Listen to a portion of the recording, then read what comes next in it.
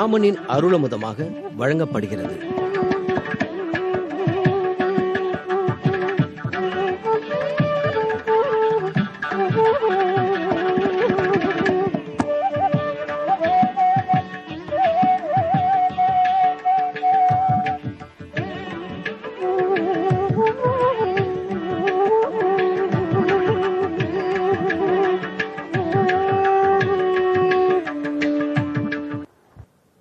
கரவகள் பின் சென்னு காணம் சேர்ந்துண்போம் அறிவொன்னுமில்லாத ஆய்க்குலத்து உந்தன்னை பெருபெருந்தனை புண்ணியம் யாமுடையோம் குறவொன்னுமில்லாத கோவிந்தா உந்தன்னோடுறவேல் நமக்கிங்கொழிக்க ஒழியாது அறியாத பிள்ளகளோம் அன்பினால் உந்தன்னை சிறுபேரழைத்தனவும் சீறி அருளாதே இறைவா நீதாராய் பறை ஏலோர் எம்பாவாய். ஆண்டாளுடைய திருப்பாவையில் 28வது பாசுரம் எது? இறைவா நீதாராய் பறை, தேவரீர்தான் புருஷார்த்தமாகிற தொண்டு கொடுக்க வேணும். இறைவா நீ தா, பறை பறைனா தொண்டு, கைங்கரியம், பெருமானுக்கே தொண்டு புரிதல். ஆனால் அதை கொடுப்பதற்குரிய தகுதி நம்மிடத்தில் இருக்கிறதா? எவ்வளவு காலமாக எத்தனை குற்றங்கள், அபச்சாரங்கள், தோஷங்கள், அதை கண்டு பெருமாள் சீறுகிறான். உந்தன்னை பிறவி பெருந்தனை புண்ணியம் யாமுடையோம் குறை ஒன்றுமில்லாத கோவிந்தா உந்தன்னை சிறுபேரழைத்தனவும் சீரியருளாதே. உன்னை சின்ன பேர் சொல்லி கூப்பிட்டுட்டோம், கோவிச்சுக்காதே, சீராதே. சீராதேன்னு சொல்ல வந்த ஆண்டாள் சீரி அருளாதே என்று கூறுகிறாள். அப்ப மற்ற பேரெல்லாம் கோவித்து கொண்டால் அது அருளாகாது. ஆனா பகவான் கோவித்து கொண்டால் அந்த சீற்றமே அருளாகிறது. கொண்ட சீற்றம் ஒன்று உண்டு. இதை திருவங்கையாழ்வாரும் சாதிக்கிறார். பகவான் கோபப்படுகிறான்னால் அது யாரையும் கெடுப்பதற்காக அல்ல, அனைவரையும் நல்வழிப்படுத்துவதற்காக. நாம் கோபிக்கிறோம், நமக்கும் கெடுதல், பெறத்தியாருக்கும் கெடுதல். ஆனா பெருமான் கோபிக்கிறான், அதனால பக்தர்கள் அனைவரும் காக்கப்படுகிறார்கள். நல்ல பெருமாளிடத்துல மட்டும் அவர் கோபித்து கொண்டாலும் அது அருள்தான். இதே போல அடியனுடைய தாப்பனார் வேடிக்கை சொல்லுவார், நாம அருளினா கூட அது கோபம்தான். ராமனை பொறுத்த வரைக்கும் கோபித்து கொண்டாலும் அது அருள் தான். நாம ரொம்ப அருள்றதா நினைச்சுன்னு ஒருத்தர்கிட்ட பேசியிருப்போம், கடைசியில் அதுவே அவர்களுக்கு கோபமா பட்டுடும். நம்ம பேச்சு அவ்வளவுதான். ஆனா ராமன் கோபித்துக் கொள்கிறார், அதுவே அருளாகத்தான் இருக்குமாம். என்ன பகவான் அல்லவா? அப்ப அவர் கோபம் நம்ம என்ன செய்யும்? ஒரு தாய் அடித்து குஞ்சுக்கு வலிக்குமான்னு நம்ம கேட்கலையா? நம்ம அம்மா அடிச்சா குழந்தைக்கு ஒருத்தர பொறுத்து, இல்ல குழந்தை போய் வயத்துல உதைச்சதுனால அம்மாவுக்கு வலிச்சிட போறதா? இந்த தாயை போல எத்தனை மடங்கு சிறந்த தாய் ராமன். ஆனால் சீதைங்கிற தாயை காணோமேங்கிறதுக்காகத்தான் ராமனுக்கு அத்தனை கோபம். அந்த கோதண்ட ராமனை பூவனூர் என்னும் திவ்ய கஷேத்திரத்தை சேவிக்க வந்திருக்கிறோம். புஷ்கரணியிலே நீராடிக்கொண்டு கைகளை கூப்பிக்கொண்டே கோயிலுக்குள் நுழைகிறோம். ஆச்சரியமான கருட கொடி துவஜஸ்தம்பம், பக்கத்திலே கருடாழ்வானுக்கு தனி சன்னதி, கருட சன்னதி, அவரை வணங்கி கொள்ளுகிறோம். அருகே வரிசையாக சன்னதிகள் உள்ளன. முதலில் ஜடாமுனீஸ்வரருடைய சன்னதி, அது மரரூபத்திலேயே அவர் உள்ளார். இந்த ஜடாமுனீஸ்வரர் தான் இந்த எம்பெருமானை வெகு காலம் பூமிக்கடியிலே வைத்து காப்பாற்றி கொண்டு வந்தார். ஆகையால் மரரூபத்தில் இங்கேயே அவர் எழுந்துருள பண்ணப்பட்டுள்ளார். பக்கத்தில் வரதராஜ பெருமானுடைய சன்னதி, காஞ்சி தேவப்பெருமாளை போலேயே அத்புத திருக்கோலத்தில் மூலமூர்த்தியாக வரதராஜன் எழுந்துருளியுள்ளார். கேட்பவர்கள் கேட்கும் வரத்தையெல்லாம் கொடுக்கும் ராஜா. அடுத்து வேணுகோபாலன் பெருமான் ஓர் கையில் புல்லாங்குழலை பற்றி கொண்டு கால்களை மாறி வைத்து ஆடும் திருக்கோலத்திலே பக்தர்களையெல்லாம் கொள்ளை கொள்ளும் மனத்தை ஈர்க்கும் கோலத்தில் வேணுகோபால கிருஷ்ணன் எழுந்துருளி உள்ளார். அடுத்து ஸ்ரீனிவாச பெருமான் அனைத்துலகும் வாழப் பிறந்தவர், அகிலாண்ட கோடி பிரம்மாண்ட நாயகர். அந்த ஸ்ரீனிவாசனை தரிசிச்சுக்கிறோம். பக்கத்துல லக்ஷ்மி நாராயணன், லக்ஷ்மி தேவியோடு கூட நாராயணனாய் உலகத்தையே காத்தளிக்கும் எம்பெருமான், அவனை தரிசிக்கிறோம். இவர்களை தரிசித்து விட்டு இனி ஆழ்வாராச்சாரியர்களுடைய சன்னதி, பிரதானமாய் சுவாமி நம்மாழ்வார் எழுந்துருளி இருக்கிறார். பிரபன்னஜன கூட்டஸ்தர், 4 வேதங்களுக்கு சமமாக 4 திவ்ய பிரபந்தங்களை பாடினவர். பக்கத்தில் உடையவர், அதாவது பகவத் ராமானுஜர், அனைத்துலகும் வாழப்பிறந்த எதிராச மாமுனிவர், அடியேன் ராமானுஜதாசன், ஸ்ரீமதே ராமானுஜாய நமஹா என்று சொல்லி இவரை வணங்குகிறோம்.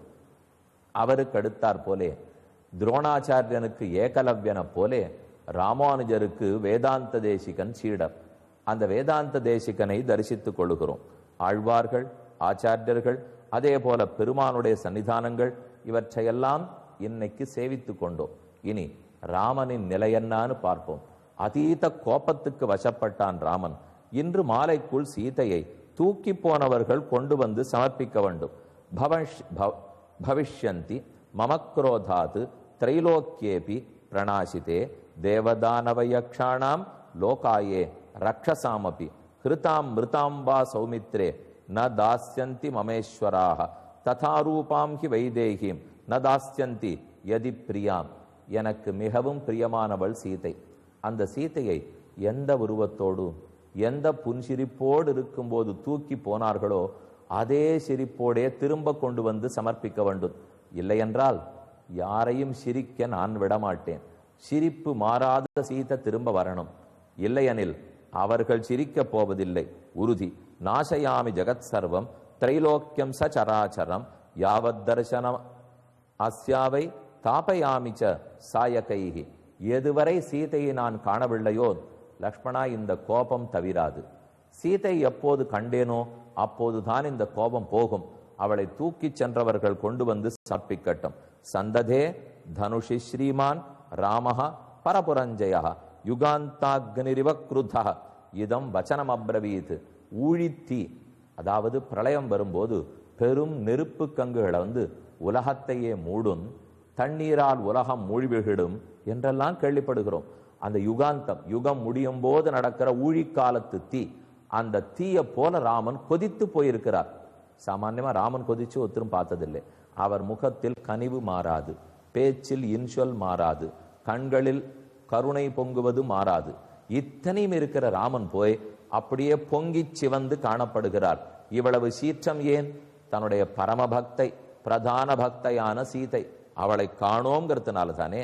லக்ஷ்மணாதசாதாய ராமோ நிஷ்பீட்ய கார்முகம் சரமாதாய சந்தீப்தம் கோரம் ஆசீவிஷோபமும்.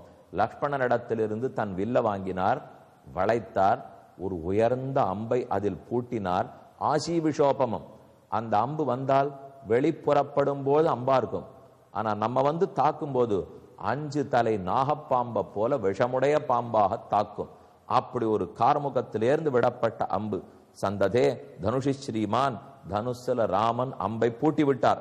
யதா ஜரா யதா மிருத்யு யதா காலோ யதா விதிஹி நித்யம் ந பரிஹன்யந்தே சர்வபூதேஷு லக்ஷ்மண.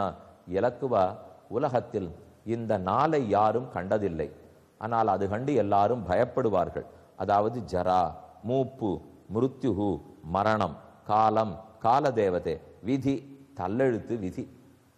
இந்த நாளும் யாருக்குமே பயம்தானே. எனக்கு விதி முழுதுன்னு சொல்லிட்டா பயப்பட போறோம். அதே மூப்பு வந்து விட்டது, யாருக்கு நடுக்கம். மூப்பு என்ன வந்து நலியும் போதுன்னு ஆழ்வார்களே பயப்படுறார். பிறப்பு பிணி இறப்பு மூப்பு. எப்படி பிறப்பும் இறப்பும் துன்பம் கொடுக்குமோ, பிணி நமக்கு இருக்கும் நோய் துன்பம் கிடக்குமோ, மூப்பு அதே போல துன்பம் கொடுக்கும். அந்த மூப்பை போலே ஜரா மூப்பு, விதி தள்ளெழுத்து விதி, அதே போல மிருத்யு மரணம், காலம் கால தெய்வம், இதெல்லாத்தையும் கண்டு லோகம் பயப்படும். ஆனா அதுகளிடத்துல பயப்படாட்டா கூட இப்ப அந்த நால்வரும் ஒரு சேர வந்தால் எப்படி இருக்குமோ அதை போலத்தான் நான் இந்த லோகத்துக்கு பயம் கொடுக்க போகிறேன். இந்த 4 தனித்தனியா வந்தாவே தாங்காது. இன்னும் இந்த 4 ஒன்னு சேர்ந்து வேற வந்ததுனால் ராமன் இப்ப சூளுரைக்கிறார்.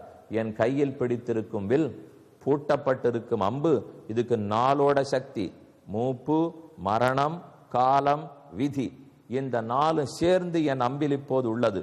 நித்யஞ்ச பிரதிஹன்யந்தே ததாஹம் குரோத சயுக்தோ ந நிவாரியோஸ்யம் அசம்சயம் புரேவமே சாருததீம் அனிந்திதாம் திசந்தி சீதாம் யதிநாத்யமைதிலீம் சதேவ கந்தர்வ மனுஷ்ய பன்னகம் ஜகச்சசைலம் பரிவர்த்தயாம்யகம். புரேவமே சாருததீம் அனிந்திதாம், அழகிய கோவை வாய் போன்ற அழகான வாய், கோவை படத்தை போல சிவந்த வாய், கோவை வாயாள் பொருட்டு ஏற்று நிறுத்தம் இருத்தாய் மதிலிலங்க கோவவிய செலகுனித்தாய். நம்மாழ்வாருடைய ஆச்சரியமான பாடல். சீதைக்காக இருக்கட்டும், நப்பின்னை பிராட்டிக்காக இருக்கட்டும், இந்த இதழ்கள் கோவை பழத்தை போல சிவந்த அழகா இருக்குமா. அந்த சிவந்த சிறப்போட சிரிப்பை பார்த்திருக்கார் ராமன். இப்போது கோபத்தில் கூறுகிறார், அந்த சிரிப்பு மாறாமல் சீதையை இன்று மாலைக்குள் அரக்கர்கள் கொண்டு வந்து ஒப்படைக்க வேண்டும். இல்லையெனில் சதேவ கந்தர்வ மனுஷ்ய பன்னகம், தேவர்களோடே கந்தர்வர்களோடே மனுஷர்களோடே ஜகத் சசைலம் பரிவர்த்தயாம்யகம், இந்த ஜகத்தையே என்னுடைய வில்லின் நுலியால் தலகீழ திருப்பி வைத்து விடுவேன். எங்கும் கடலில் தண்ணீர் இருக்காது, ஆகாயத்தில் வாயு ஓடாது, சூரிய சந்திரர்களுக்கு ஒளி இருக்காது. இப்படி ஒரு நிலைமை வேணுமா லட்சுமணா? இன்று மாலைக்குள் சமர்ப்பிக்கட்டும். அடுத்து 65வது சர்க்கம். அதில் ராமனுடைய கோபத்தை மாற்றுவதற்காக, அதை தணிப்பதற்காக லக்ஷ்மணன் பேசுகிறார். தப்பியமானம் ததா ராமம் சீதா ஹரண கர்ஷிதம் லோகாநாம பவே யுக்தம் சாம்பர்த்தகம் இவானலம்.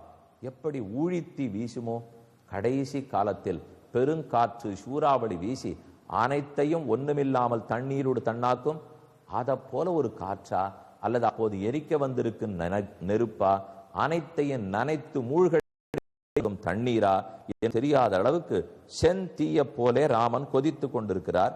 வீக்ஷமானம் தனுஷ் சஜ்ஜன் நிஸ்வசந்தம் புனப்புனா தக்துகாமம் ஜெகத் சர்வம் யுகாந்தேச்ச யதாஹரம்.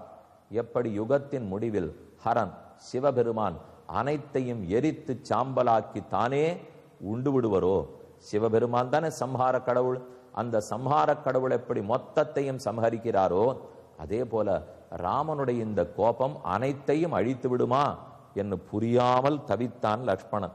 வீக்ஷமானம் தனுஷ் சஜ்ஜன் புரா பூத்வா மிருதுர்தாந்தா சர்வபூத ஹிதே ரதः ந குரோதவசமாபன்னः பிரகிருதிம் ஹாத்துமர்ஹசி. ராமா, இது என்ன உன் இயற்கைக்கு மாறாக பேசுகிறாய்? நீ எப்போதும் எப்படி இருப்பாய்? மிருதுர்தாந்தா, மென்மையே உருவானவர். சாந்தி தாந்தி, வெளியிந்திரியங்களை அடக்கினவர், உள்ளிந்திரியங்களை அடக்கினவர். சர்வபூத ஹிதே ரதः, அனைத்து ஜீவராசிகளுடைய நன்மையிலையும் ஆசை படைத்தவர். ந குரோதவசமாபன்னः, எப்போதும் கோபத்துக்கு வசப்பட மாட்டார். பிரகிருதிம் ஹாத்து மர்ஹசி, நீ கோபத்துக்கு இப்போது வசப்பட்டு உன்னுடைய இயற்கையை விட்டு விடாதராமா. உன் இயற்கை கருணையோடு இருப்பது, எல்லாருக்கும் நல்லது நினைக்கிறது, எல்லாரும் வாழணும் நினைக்கிறது, இதுதான் உனக்கு இயற்கை. கோபம் வந்து உடுத்துங்கிறதுக்காக இயற்கையை விட்டுவிட முடியுமா? சந்திரே லக்ஷ்மீஹி பிரபா சூர்யே கதிர்வாயோ புவிக்ஷமா ஏதச்ச நியதம் நித்யம் கொய்ச அனுத்தமம் யசஹ. என்ன அழகான உதாரணம். ராமனோ கொதிச்சுட்டு இருக்கார், அவருடைய கொதிப்பை அடக்கிற அளவுக்கு நம்ம அழகா பேச வேண்டாமா? சில பேருக்கு பேச்சு சாமர்த்தியம். நன்னா சாந்தமா உட்காந்து இருக்கிற ஒருத்தர்கிட்ட அவர் போய் 5 நிமிஷம் பேசினா அவர் கொதிக்க ஆரம்பிச்சுடுவார். அப்படி மாத்துறதுக்கு ஆள் இருக்கு. கொதிச்சுன்னு இருக்கிற ஒருத்தர்கிட்ட போய் பேசினா அவளை சாந்தமாக்குறதுக்கு ஆள் இருக்கு. ரெண்டுல எதுவா இருக்கணும் நம்ம தான் முடிவு பண்ணிக்கணும். இப்போ அநேகமா நம்ம முதல் வகையா இருப்போம். பேசாம ஒருத்தர் உட்கார்ந்தா கூட நம்ம போய் அவர்கிட்ட பேச்சு கொடுத்தோம், அவர் இவனோட ஏன் பேசினேன்னு கொதிக்க ஆரம்பிச்சிருவார். இப்ப லக்ஷ்மணன் அப்படி இல்லை. ராமன் இத்தனை கொதிக்கிறார், அவரை சமாதானப்படுத்துற. ராமா, கோபம் உனக்கு இயற்கை அல்ல, நீ வேணும்னு வரவழைத்து கொண்டிருக்கிறாய். சீதையை காணோங்கிற துன்பத்தில் பேசுகிறாய். உன் கோபத்தை இந்த லோகம் தாங்குமாறாமா? உலகம் கடல் பொங்கினால் தாங்காது, மலை அதிர்ந்தால் தாங்காது, பூமி வெடித்தால் தாங்காது. இது இத்தனையும் தாங்கினாலும் முடியும், உன் கோபத்தை லோகத்தால் தாங்க முடியாது. மேலும் கூறுகிறார், சந்திரே லக்ஷ்மி, சந்திரனிடத்தில் எப்போதும் குளிர்ந்த ஒளி இருக்கு, இருந்தாகணும். சந்திரன் சொன்னாலே அப்படிதான் இருக்கணும், ஒருவேளை இல்லாமல் போகட்டும். பிரபா சூர்யே, சூரியனிடத்தில் பிரகாசமான ஒளி இருக்கணும், இருந்தாகணும், இல்லாமல் போகட்டும். கதிர் வாயவ், வாயுவினிடத்தில் ஓடிக்கொண்டே இருக்கும் தன்மை காற்றில் இருக்கணும், இருந்தாகணும், இல்லாமல் போனாலும் போகட்டும். புவிக்ஷமா, இந்த பூமாதேவினிடத்துல பொறுமை இருந்தே ஆகணும், இருக்கும், ஒருவேளை இல்லாமல் போனாலும் போகட்டும். ஆக பூமியினிடத்தே பொறுமையோ, காற்றினிடத்தில் ஓடும் தன்மையோ, சூரியனிடத்தே ஒளியை கக்கும் தன்மையோ, சந்திரனிடத்தே குளிர்ந்த ஒளி படைத்த தன்மையோ ஒரு நாளும் இன்றியமையாதவை. ஆனால் இவையெல்லாம் போனாலும் போகட்டும், உன்னிடத்துல கருணை மட்டும் போகவே போகாது. ராமா, நீ கருணா காக்குஸ்தன். அடுத்து பரசுராமன் தான் ரோஷராமன். ஆனா ராமன் கருணையே வடிவெடுத்தவன். அவரிடத்திலேருந்து கருணை எங்கேயானு போகுமா? போனா வேற இருக்கிறதுக்கு வீடு, வாடகைக்கு வேற வீடு கிடைக்கணுமே, சொந்த வீடு வேண்டாம், வாடகை வீடு கிடைக்க வேண்டாமா? கருணை இன்னொருத்தர் இடத்துல போய் 10 நாள் இருக்கேன்னு சொன்னா இடம் கிடைக்காது. ராமனொத்தன் இடத்துல தான் கருணை இருந்தாகணும். அதைத்தான் ராமன் இப்ப என்ன புரிஞ்சுட்டார்? கருணை கருணை கருணைன்னு பேசி என் கோபத்தை லோகம் பார்க்கல, அதனால அவமரியாதை பண்ணுகிறார்கள், நான் ஆர்னு காட்டினால் தான் புரியும். ஆனா லக்ஷ்மணன் தட்டால்னு ராமனுடைய திருவடிகள்ல விழுந்தார். என்ன கோபமா ராமனுக்கு இருந்தாலும் ஒருத்தர் கையை அவன் முன்னாடி கூப்பி கொண்டு சரணம்னு கீழே விழுந்தா கோபம் அப்படியே தண்ணீர் தெளிச்ச பாலை போட கரைஞ்சு போடும். இது லக்ஷ்மணனுக்கு தெரியும். அந்த கோபத்தை தவிர்க்கத்தான் திருவடிகளில் விழுந்தான். விழுந்து என்ன கூறுகிறான்னு பார்ப்போம்.